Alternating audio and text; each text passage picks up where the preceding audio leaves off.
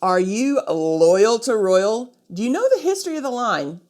Ahoy travelers, it's Amy with Cruising from the Ozarks here to help make your travel experience a success and drop a little history knowledge on you as well.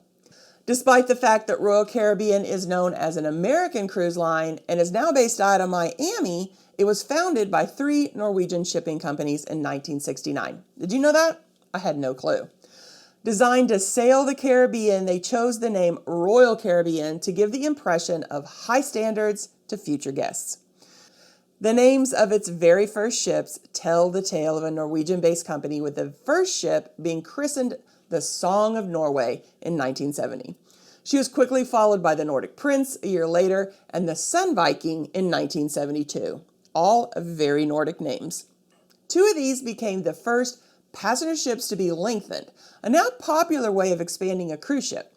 In 1978, the Song of Norway was cut in half and an 85-foot section inserted into the center of the vessel. The Nordic Prince followed suit soon after. In a precursor to their popular private island, Coco Cay, Royal Caribbean leased coastal property in Labadee, Haiti in 1986 as a private destination for its guests and renamed it Labadee. Now, if you're just listening and you're not looking at it, it doesn't sound any different, but they changed the spelling. They followed that up 2 years later by purchasing an island in the Bahamas as a second private destination. This would become Little Stirrup Key. Both are still enjoyed by cruisers today. As you can see, Royal Caribbean was on the forefront of innovation when it comes to the cruise industry. But what else did the company have in store? Before we get to that, if you enjoy this video and maybe even learn something, consider subscribing with a notification bell on so you don't miss any future posts. Be sure to hit that like button as well. It only takes a second, and doing so helps cruisers like you find us. The late 80s brought in the first ships bearing the distinctive Of the Seas moniker. These were part of Royal's Sovereign class. So you had Sovereign of the Seas, Monarch of the Seas, and Majesty of the Seas. Like many of Royal's subsequent ships, the Sovereign of the Seas would be the largest cruise ship in the world when it first set sail in 1987. Much like Carnival did in the 80s, Royal Caribbean Cruise Line began their purchasing of other cruise lines in 1997 with the Greek line Celebrity. With this new acquisition, they restructured their corporation, spawning the new parent company, Royal Caribbean Cruises Limited, which is now, since 2020, called Royal Caribbean Group. During this time of expansion, the company experimented with the operation of land and sea-based cruise tours in Alaska that featured glass dome train cars that traveled to scenic destinations. While Royal Caribbean no longer offers this combination, you can find something similar with other lines. The oldest ship in Royal's current fleet is the Grandeur of the Seas. Built in 1996, the Grandeur is a Vision class ship. In 2019, it was announced that the ship would be transferred to Pullmantur Cruises, which Royal Caribbean Group had a significant stake in. However, this never happened as the line went into bankruptcy prior to the ship being transferred over.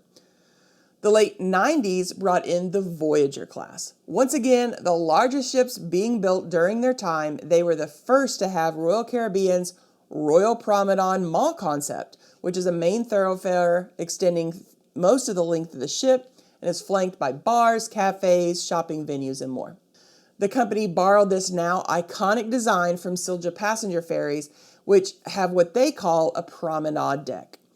In order to manage this feat and keep the ship stable, Royal Caribbean designers widened the hull significantly compared to their Sovereign class ships.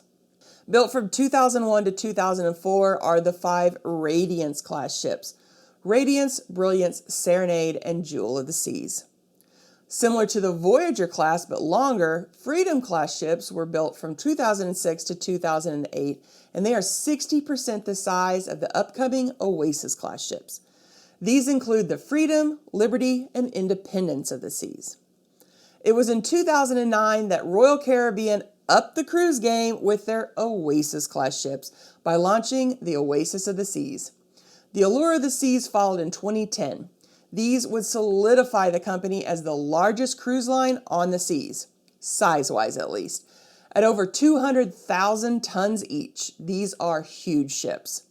At a cost of over $1 billion each, these ships can accommodate up to 5,400 passengers at double occupancy, and they have a maximum capacity of 6,296 passengers. This is a lot of people on a ship, especially when you consider you're adding around 2,000 crew members. To this day, it is an Oasis Class ship, the wonder of the seas, that is the largest cruise ship sailing on the ocean today. At least until Royal Caribbean's Icon of the Sea launches in 2024. Are you loyal to Royal? If so, what is your favorite class of Royal ships? Do you prefer the huge Oasis Class ships or something a little smaller? Why not stick around and check out this video on the history of Carnival Cruise Line, and then come back for more information designed to help you have an amazing cruise. Have a blessed week, everyone.